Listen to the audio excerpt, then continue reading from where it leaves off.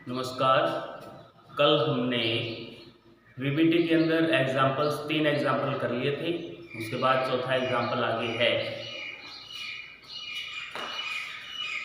Next example है CO NH3 का whole 6 positive 3। कल दो एग्जाम्पल किए थे समन्वय संख्या 4 के, एक एग्जाम्पल किया था समन्वय संख्या 6 का। अब एक 4 नंबर एग्जाम्पल है समन्वय संख्या 6 का। सबसे पहले तो इसके अंदर वापस से वही लिखना है कि NH3 जो है लिगैंड प्रबल क्षेत्र लिगैंड है या दुर्बल क्षेत्र लिगैंड। अब Mn जो है एक प्रबल क्षेत्र लिगैंड में आता है। देखिए यहाँ पर प्रबल क्षेत्र लिगैंड। इसके बाद समन्वय संख्या कोऑर्डिनेशन नंबर जो है वो इसकी कितनी आएगी। NH3 Mn जो है एक तंतु लिगैंड है, संख्या इसकी 6, तो 1 × 6 समन्वय संख्या कितनी आ गई 6। अब समन्वय संख्या 6 के अनुसार या तो संकरण बना सकता है sp3d2 या संकरण बना सकता है d2sp3। इन दोनों संकरण में ज्यामिति हमेशा सेम रहती है, अष्टफलकीय। इसके बाद इसकी सबसे पहले निकालते हैं ऑक्सीकरण अवस्था। तो ऑक्सीकरण अवस्था इसकी है CO को क्या मान लिया, ऑक्सीडेशन स्टेट जो है वो निकालेंगे तो CO को मान लिया X प्लस NH3 Mn पर आवेश कितना होता है 0 × 6 इक्वल टू +3 है तो आगे लगा दिया +3। इसके बाद X इक्वल टू यहाँ से आ गया कितना +3, यानी कि कोबाल्ट जो है इसके अंदर CO पॉजिटिव 3 ऑक्सीकरण अवस्था में रहेगा। इसके बाद पहले लिखना है कोबाल्ट का इलेक्ट्रॉनिक विन्यास। कोबाल्ट का इलेक्ट्रॉनिक विन्यास सेम कल लिखा था उसी एग्जांपल में। कोबाल्ट का परमाणु क्रमांक कितना है 27 है इसका परमाणु क्रमांक, यानी इलेक्ट्रॉन इसकी उदासीन अवस्था में कितने हैं 27। इलेक्ट्रॉनिक विन्यास लिखेंगे 1s2 2s2 2p6 3s2 3p6 4s2 3d।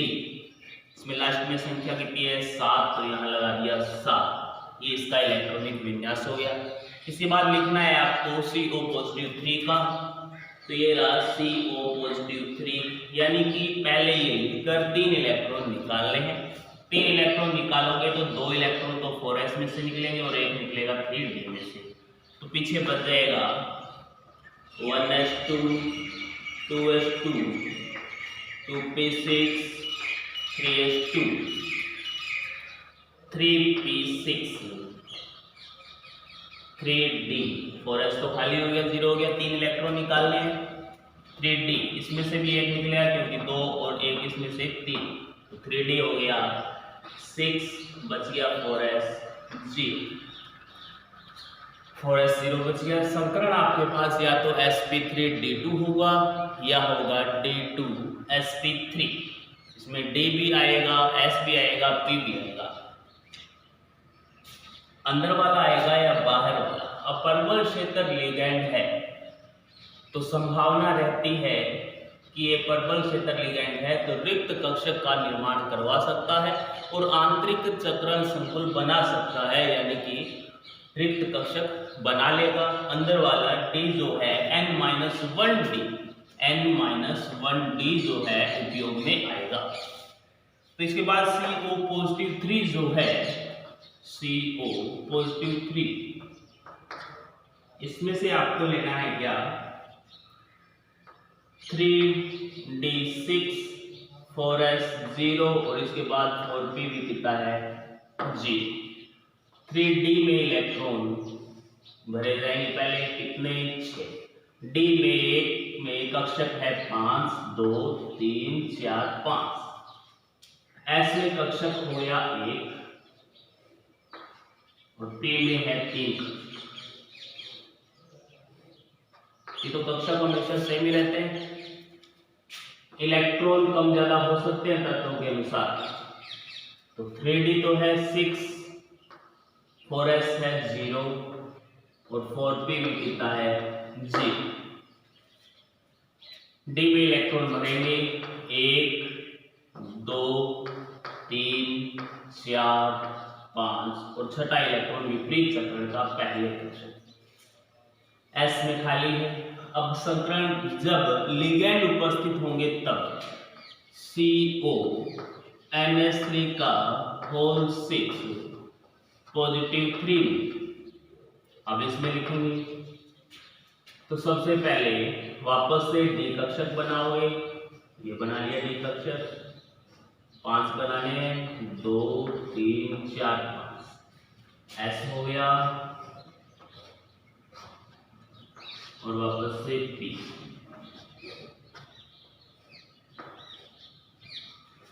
Three D 6, 4s वापस से सेम रहेंगे, 4p में 0। अब ये NH3 जो है एक पर्पल क्षेत्र लिगैंड है। पर्पल क्षेत्र लिगैंड होने के कारण ये इन इलेक्ट्रॉनों का क्या करवा सकता है, युग्मन। अब संकरण की बात आई थी तो या तो संकरण इसमें हो सकता है sp3d2 या हो सकता है d2sp3। इन दो संकरण में से एक हो सकता है। अब sp3d2 निकालने के लिए तो अपने को इलेक्ट्रॉन युग्मन करवाने की जरूरत नहीं है, बाहर वाले ले सकते हैं। ये तो तब होता जब यदि ये दुर्बल क्षेत्र लिगैंड होता, लेकिन आपके पास है पर्पल क्षेत्र लिगैंड। पर्पल क्षेत्र लिगैंड है तो संकरण होगा d2sp3। अब d2 बनाने के लिए आपको ये दो कक्षक खाली करना, एक ये और एक ये। इन दो को खाली करने के लिए एक इस इलेक्ट्रॉन को इसमें भेजना पड़ेगा और एक इसको हो गए। तो एक इसमें दो थे ही पहले, इसमें भी 2 इलेक्ट्रॉन हो गए और इसमें भी कितने हो गए 2। खाली कितने हो गए आपके पास 2 कक्षक। तो ये रहे d2, ये एक s और ये रहा पूरा p3। तो संकरण हो गया यहाँ पर d2sp3। d2sp3 संकरण जब होता है तो ज्यामिति कौन सी होती है, ज्यामिति हमेशा सेम रहती है। d2sp3 और sp3d2 संकरण में ज्यामिति होगी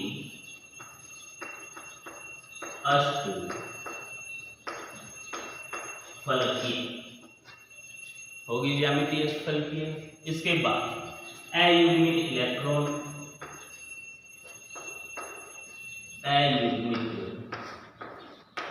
इलेक्ट्रॉन कितने हैं 0 है। किसी भी डिब्बे में एक इलेक्ट्रॉन है नहीं, यानी किसी भी कक्षक में एक इलेक्ट्रॉन नहीं है, तो अयुग्मित इलेक्ट्रॉनों की संख्या कितनी हुई 0। चुंबकीय आघूर्ण कितना हो गया, वो भी कितना है 0, क्योंकि n का मान 0 है, अयुग्मित इलेक्ट्रॉन 0 है, तो चुंबकीय आघूर्ण अपने आप कितना होगा 0। रंगीय प्रकृति के बारे में बात करें तो अयुग्मित इलेक्ट्रॉन 0 है, तो रंगीय प्रकृति कैसी होगी, रंगीन नहीं होगा। चुंबकीय प्रकृति के बारे में बात करें तो अयुग्मित इलेक्ट्रॉन 0 है, तो ये कैसा होगा प्रति चुंबकीय। इसके बाद इसकी ज्यामिति है, या इससे पहले कहें कि आंतरिक चक्रण संकुल बना है या बाह्य चक्रण संकुल। तो इसमें पहले बता सकूं डी अंदर की तरफ के यूज आए, ये पहले आए हैं डी अंदर वाले युग्म संकरण में, तो ये होगा अंदर वाले है तो आंतरिक चक्रण संकुल, यहां लिख देंगे ये है आंतरिक चक्रण संकुल, आंतरिक चक्रण संकुल। ये तो हो गए इसके आंसर्स जो पीछे मुख्यतः पूछे जा सकते हैं। इसके बाद इसकी ज्यामिति बनाने वाली है, और ज्यामिति हमेशा कैसी होती है, अष्टफलकीय, और अष्टफलकीय बनाने के लिए पहले बताया गया है एक वर्ग बना लो पहले।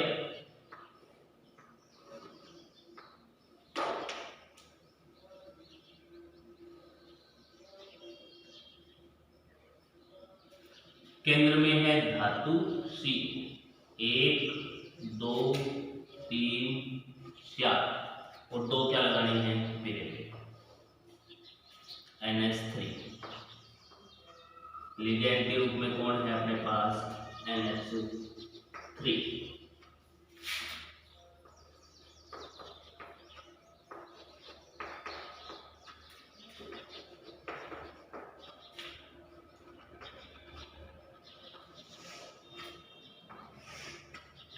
इसके ऊपर होल ब्रैकेट आवेश है +3, तो होल ब्रैकेट कर क्या लगा देंगे, +3। ये हो गया आपका नेक्स्ट एग्जांपल, CONH3 का होल 6 + 3। 4 एग्जांपल करवाए हैं, 2 तो है समन्वय संख्या, 2 एग्जांपल करवाए हैं समन्वय संख्या 4, जिनमें एक का संकरण था sp3, एक का संकरण हो गया dsp2, ये करवाए हैं, और 2 एग्जांपल करवाए हैं समन्वय संख्या 6, जिनमें एक का एग्जांपल है sp3d2 और एक का एग्जांपल है d2sp3। यानी 4 प्रकार के आ सकते हैं, 4 प्रकार के करवा दी जाते हैं। सेम इसी तरीके से आपको ये करना। ये होगी आपकी VBT। उपसह संयोजन यौगिकों में बंधन के अंदर VBT और एक और नाम बताया था CFT, क्रिस्टल फील्ड थ्योरी। उपसह संयोजन यौगिकों में बंधन जो है, यानी बंध कैसा बनता है, किस तरह बनता है, उसके बारे में 2 प्रकार की थ्योरी दी गई थी, सिद्धांतों की। पहला सिद्धांत था वैलेंस बॉन्ड थ्योरी VBT, जो आपने कर लिया, एग्जाम्पल भी उसके कर लिए। इसके बाद है CFT, दूसरी थ्योरी है CFT, नाम है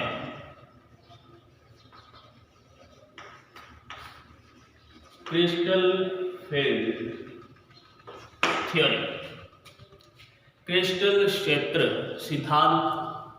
और क्रिस्टल क्षेत्र सिद्धांत जो है यह मुख्यतः डी कक्षक जो है उसके विपाटन पर आधारित है, यानी कि डी कक्षक के विभाजन पर। डी जो है इसमें आपके पास 5 कक्षक होते हैं डी उपकोष में, 5 DXY। ये जो डी है उपकोष, इसमें कुल मिलाकर 5 कक्षक, अभी तक 5 ही बनाए। एक होता है DXY, एक होता है DYZ, एक होता है DZX। अक्षों के हिसाब से अपने बना लेंगे।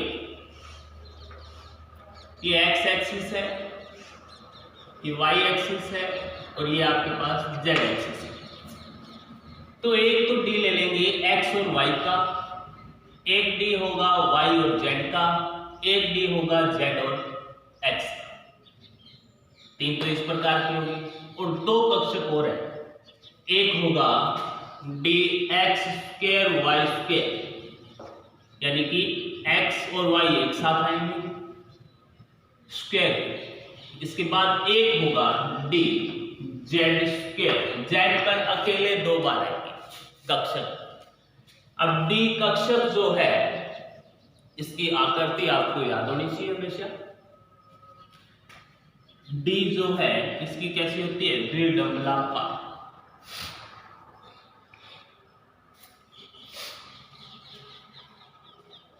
तो 5 प्रकार के कक्षक बता दिए, DXY, YZ, ZX, X² Y² और DZ²।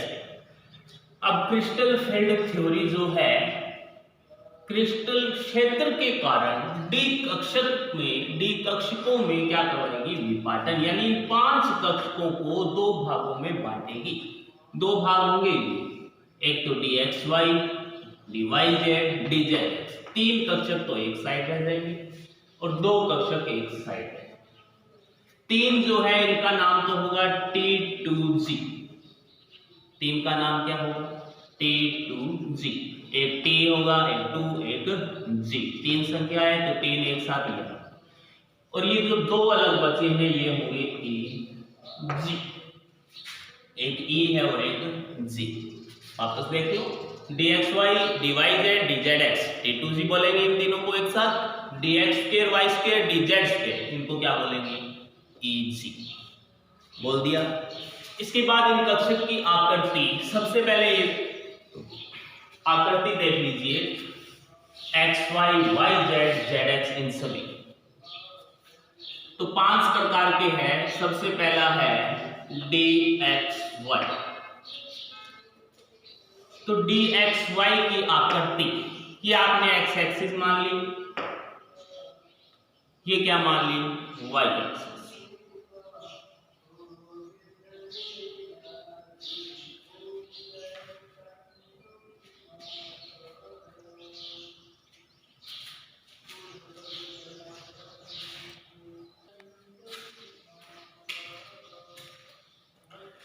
पहली है dxy,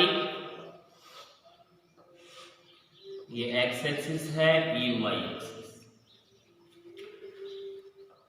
तो एक तो ये बना दी x के लिए या y के लिए, एक ये x या y, यानी कि dxy जो है अक्षों के ऊपर व्यवस्थित न होकर कक्षक व्यवस्थित कहाँ होंगे अक्षों के, ये x y x है और ये x है, इनके मध्य में व्यवस्थित है, 20-45 डिग्री कोण पर व्यवस्थित है।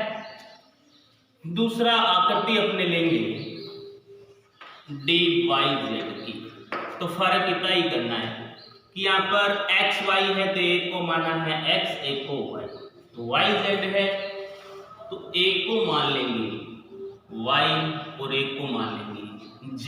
वापस से आकृति सेम होगी।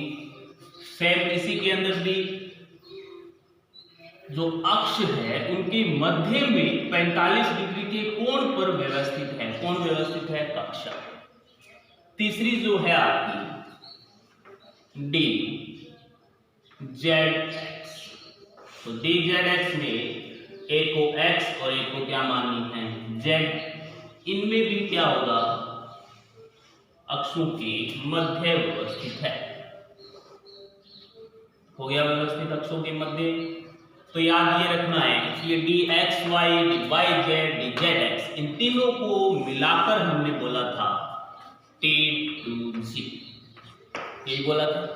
T2G जो है इन सारों में T2G में जितने भी कक्षक है dxy है dyz है dzx, इन तीनों में कक्षक जो है वो कहाँ व्यवस्थित है x और y या अक्षों के मध्य 45 डिग्री के कोण पर व्यवस्थित है।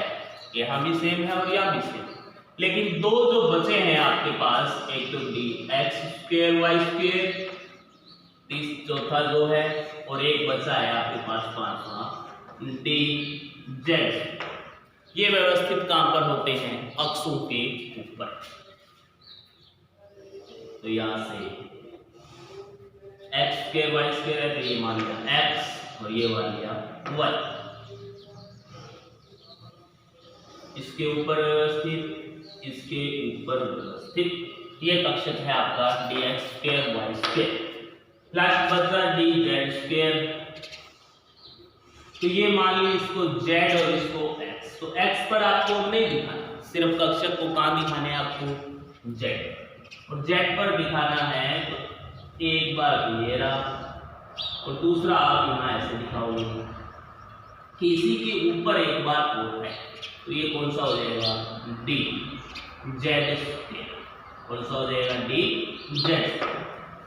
याद रखने वाली बात है कि T2G जो है ये वाला, इसमें तो अक्षों के मध्य 45 डिग्री पर व्यवस्थित है और EG जो है इसमें अक्षों के ऊपर व्यवस्थित है।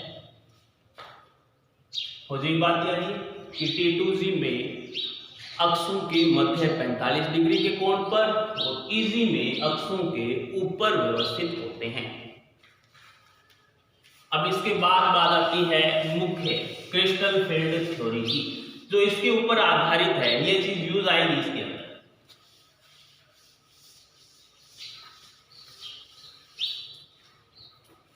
तो क्रिस्टल फील्ड थ्योरी का पहला पॉइंट दोनों की तुलना करते हुए देखेंगे कि क्रिस्टल फील्ड थ्योरी जो है इसके अनुसार धातु जो है वो धनावेशित की तरह व्यवहार करती है, धनावेश की तरह।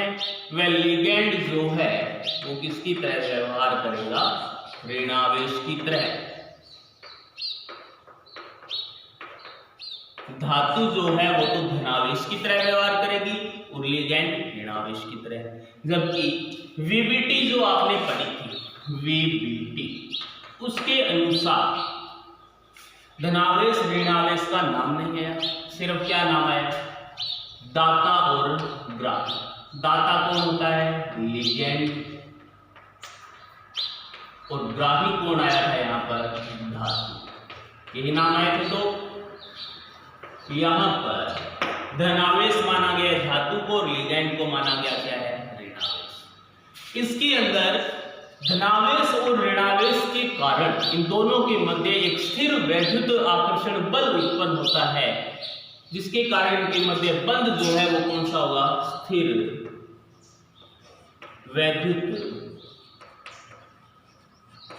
आकर्षण बल, स्थिर वैद्युत आकर्षण बल, या इसे ब्रैकेट में सीधा सा नाम आयनिक बंध लिख सकते हैं। कौन सा है, आयनिक बंध। और इसके अंदर कौन सा बंध बताया था, उप सहसंयोजक बंध। तो आंसर तो यही आ गया। इसके अंदर पढ़ रहे हैं क्रिस्टल फील्ड थ्योरी, वीबीटी पढ़ चुके हैं, जिसमें उपसहसंयोजक बंध बताया था, और इसमें बताया है कि उपसहसंयोजक न होकर ये बंध है आयनिक बंध। बंधों को समझाया जा रहा है। धातु धनावेश की तरह, लिगेंड ऋणावेश की तरह कार्य करेगा यदि, इसके अंदर एक पॉइंट आएगा, यदि लिगेंड जो है उदासीन न हो तो उसका ऋणावेशित शिरा किस ओर विन्यासित रहेगा, धातु की ओर। यहाँ पर तो ऋणावेशित है तो मान रखा है कि ऋणावेश, और इसको धातु क्या मान लिया गया, धनावेश। यदि न हो तो, उदासीन न हो तो की बात होगी। इसके बाद है क्रिस्टल फील्ड थ्योरी। ये जो क्रिस्टल फील्ड थ्योरी है ये उत्पन्न कैसे होती है, जैसे ही धातु जो है लिगेंड के संपर्क में आएगी। धातु जब यौगिक बनेगा, जैसे COF6 होल -3, अकेली CO कोबाल्ट था पहले, तो उस समय तो इसके अंदर D कक्षक जो है DXY, DYZ, DZX, DX2, YZ, DZ2, ये 500 कक्षक जो है एक समान एक साथ रहते हैं। कब तक, जब तक ये धातु अकेली है, यानी कि इन 500 की ऊर्जा क्या रहती है, समान। ऊर्जा समान कब तक रहती है, जब तक ये धातु अकेली है। लेकिन जैसे ही धातु लिगेंडों के संपर्क में आएगी, इन धातु जो है, धातु के D कक्षकों की ऊर्जा जो वो क्या हो जाएगी, अलग अलग। ऊर्जा अलग अलग किस कारण होगी, लिगेंडों के क्रिस्टल क्षेत्र के कारण। लिगेंड जो है उनमें क्रिस्टलीय क्षेत्र होता है, जिसके कारण ये धातु के D कक्षक जो है इनका क्या करवा देते हैं, विभाजन। विभाजन के कारण यह दो अलग अलग भागों में विभाजित हो जाते हैं। एक तो बन जाता है T2G और एक बन जाता है TG। इसे ही क्या कहते हैं अपने, क्रिस्टल क्षेत्र विपाटन या क्रिस्टल क्षेत्र सिद्धांत। क्रिस्टल क्षेत्र विपाटन बोल दो, क्रिस्टल क्षेत्र विभाजन बोल दो, या क्रिस्टल क्षेत्र सिद्धांत। क्रिस्टल क्षेत्र इसलिए बोला गया कि लिगेंडों के क्रिस्टलीय क्षेत्र के कारण धातु के D कक्षकों का क्या हो रहा है, विभाजन। इसलिए क्या बोल दिया, क्रिस्टल क्षेत्र विपाटन। अब बात करते हैं, जब तक इन 500 D कक्षकों की ऊर्जा समान है, या जिन कक्षकों की ऊर्जा समान होती है उनको क्या बोलते हैं, समभ्रंश कक्षक। क्या बोलते हैं, समभ्रंश कक्षक। यानी कि 5 कक्षक थे, जब तक लिगेंड संपर्क में नहीं आया तब तक इन 500 की ऊर्जा क्या है, समान। 500 की ऊर्जा समान है तो इन 500 को एक साथ क्या बोला जाएगा, समभ्रंश कक्षक। जैसे ही लिगैंड संपर्क में आएंगे क्रिस्टल क्षेत्र के कारण ये क्या हो जाएंगे, विभाजित या विपाटन हो जाएगा, जिस कारण एक तो बन जाएगा T2G, एक बन जाएगा EG। अब इन T2G और EG कैसे बनते हैं, इनमें ऊर्जा ज्यादा किसकी होगी, ऊर्जा कम किसकी होगी, दो अलग अलग क्षेत्र में विभाजित होंगे तो एक की ऊर्जा T2G या EG, इन दोनों में से एक की ऊर्जा क्या हो जाएगी, कम, और एक की क्या हो जाएगी, ज्यादा। अब किस भाग में कम होती है ऊर्जा, किस भाग में ऊर्जा ज्यादा होती है, वो आगे देखा जाएगा कि क्रिस्टल फील्ड थ्योरी जो है वह कितने प्रकार की बताई गई है, 2 प्रकार की। क्रिस्टल फील्ड थ्योरी कितने प्रकार में, 2।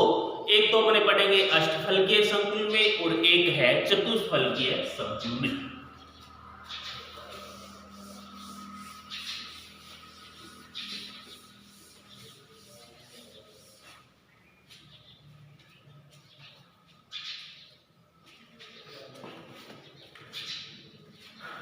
तो सबसे पहले है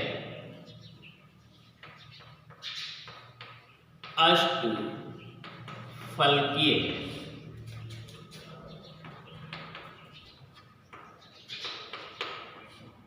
संकुलों में विपाटन। अष्टफलकीय संकुल में विपाटन यानी कि आपके पास आकृति दी गई है अष्टफलकीय, और अष्टफलकीय आकृति तभी संभव हो सकती है जब समन्वय संख्या कितनी हो किसी की, 6। बताया गया पहले, समन्वय संख्या यदि 6 है तो अष्टफलकीय आकृति बन सकती है।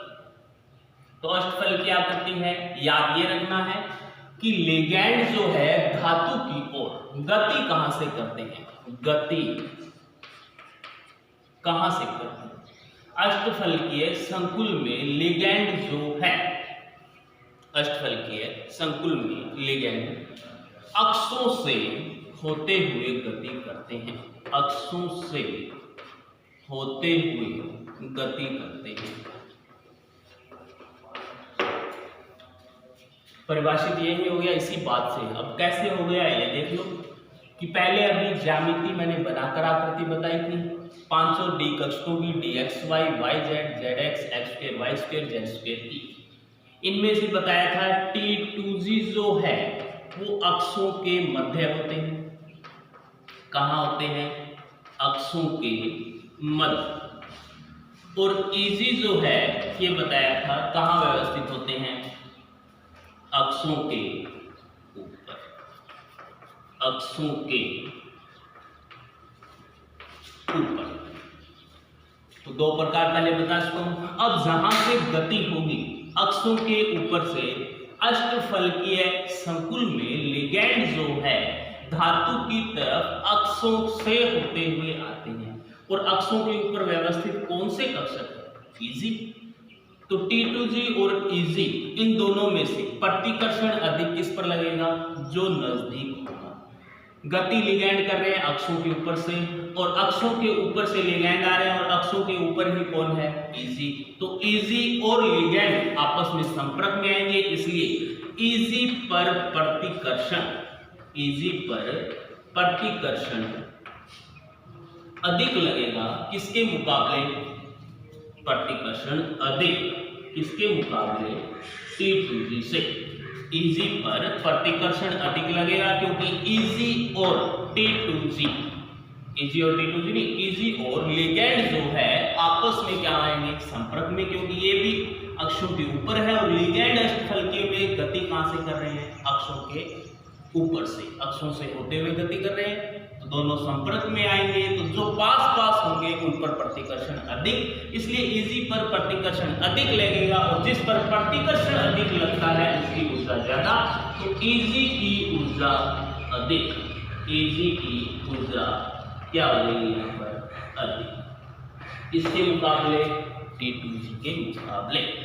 तो T2G पर प्रतिकर्षण क्या लगेगा, कम। T2G पर प्रतिकर्षण कम है तो T2G जो है उसकी ऊर्जा भी क्या होगी, कम। बात ये याद रखनी है कि जिस पर प्रतिकर्षण अधिक लगेगा उसकी ऊर्जा भी क्या होगी, अधिक। जिस पर प्रतिकर्षण कम होगा उसकी ऊर्जा क्या होगी, कम। अब इस पर प्रतिकर्षण अधिक लगा, क्यों? क्योंकि इजी जो है वो संपर्क में आ रहा है या पास स्थित है किसके, लिगैंड के। क्योंकि अष्टफलकीय संकुल में लिगैंड जो है अक्षों से होते हुए गति कर रहे हैं, अक्षों से होते हुए गति करेंगे, इसलिए आपस में संपर्क में आएंगे। संपर्क में आने पर इन पर प्रतिकर्षण अधिक लगेगा, प्रतिकर्षण अधिक लगने के कारण Eg की ऊर्जा जो है क्या हो जाएगी, अधिक। और T2G अपने आप क्या रह जाएगा, कम। यानी प्रतिकर्षण कम लगेगा, ऊर्जा उसकी क्या रहेगी, कम। अब विपाटन कैसे करना है ये देख लो। आपके पास 5 कक्षक थे,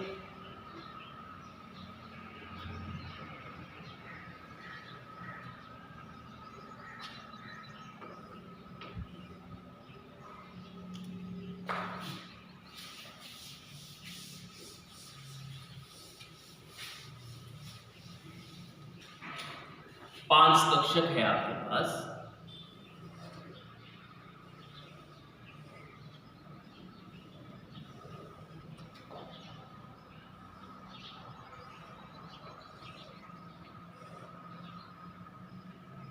ये कौन सा है, डी कक्ष।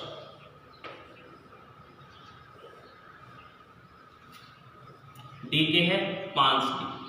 तो इसके बाद कब है, जब अकेली धातु है।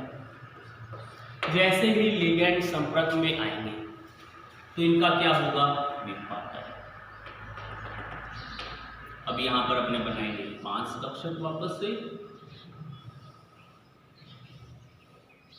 ये आरेख जो है ये भी आता है, यही याद रखना है। डी कब, धातु व लिगैंड की, धातु प्लस लिगैंड। जब लिगैंड संपर्क में आएंगे तब क्या ऐसे बोल सकते हैं अपने, T2G प्लस Eg।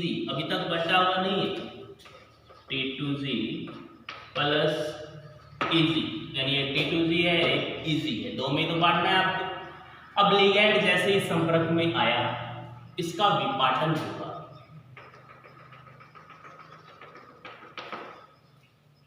विपाटन किसमें होगा, 2 भाग।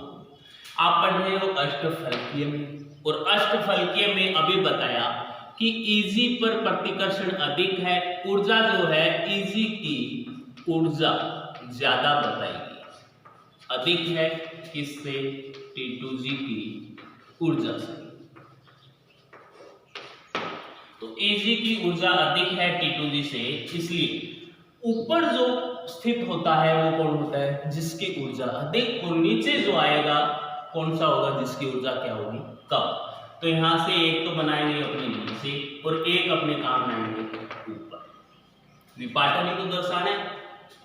कुल ऊर्जा तो हमेशा रहती है दोनों की समान, लेकिन एक में तो हो जाती है कम और एक में हो जाती है अधिक, इसलिए एक को नीचे और एक को कहां बनाना है, ऊपर। अब ऊपर किसको बनाओगे, नीचे किसको बनाओगे। यहाँ पर Eg की ऊर्जा ज्यादा है तो ऊपर वह आएगा जिसकी ऊर्जा ज्यादा है। अब ऊपर कितने कक्षक बनाने हैं आपको, 2, क्योंकि Eg और Eg में कितने हैं, 2। ये हो गया आपका Eg। नीचे बनाएंगे T2G, T2G में कितने हैं, 3। ये हो गया T2G। Eg T2G। अब Eg की ऊर्जा अधिक है तो ऊपर बना दिया, T2G की ऊर्जा कम है तो नीचे बना दिया। यह है अष्टफलकीय संकुल में विपाटन। इन दोनों के बीच में,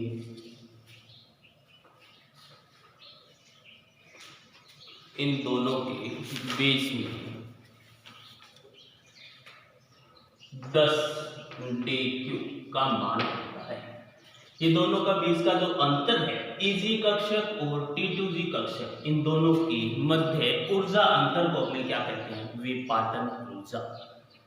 Eg कक्षक और T2G, इन दोनों के मध्य के ऊर्जा अंतर को क्या कहेंगे?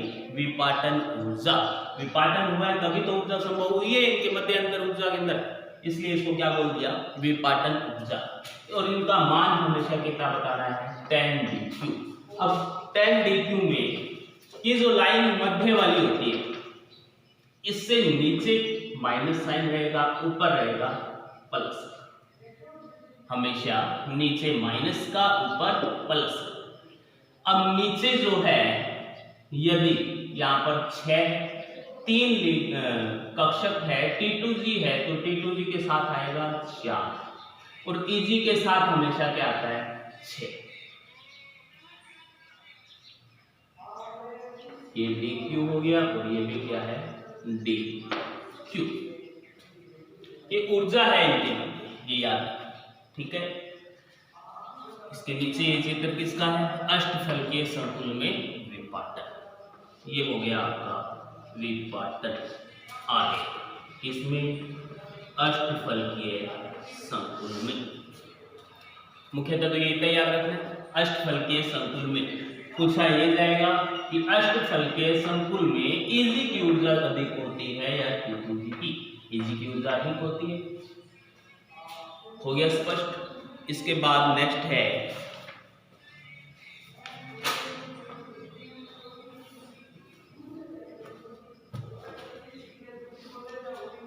इस अष्टफलकीय संकुल जो है, इसके लिए आप लिखोगे विपाटन ऊर्जा अष्टफलकीय संकुल डेल O। डेल O क्या? अष्टफलकीय संकुल, अष्टफलकीय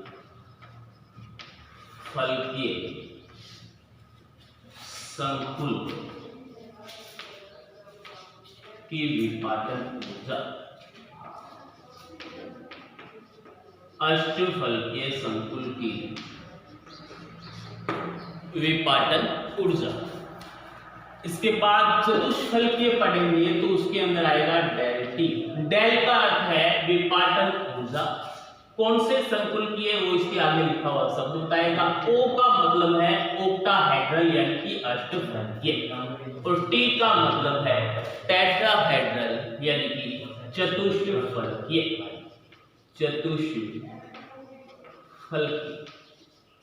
चतुष्फलकीय संकुल की विपाटन ऊर्जा आगे सेम हो जाएगा इसके अंदर।